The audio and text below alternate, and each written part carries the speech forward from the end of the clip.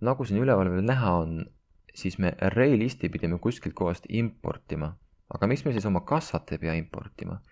See on sellepärast, et meil on kassa fail on main faili kõrval, siis ei pea importima.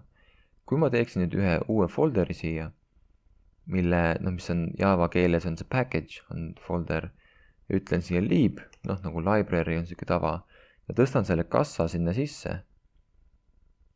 Ja ma ütlen refactor, siis tuleb kahte asja märgata. Esiteks tuli, praegu tegin tellise seal automaatselt ära, aga siis tuleb tähele panna, et see kassa klassi üleval on siuke käsk nagu package lib.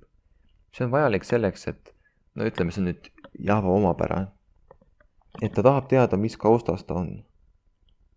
Muidu ta ei tööta.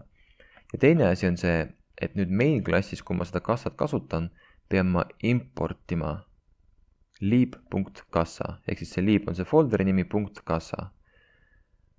Ja siin erilist muud loogikat ei olegi, kui sa pead ütlema talle, kus kohas see konkreetne objekt ehk siis fail asub.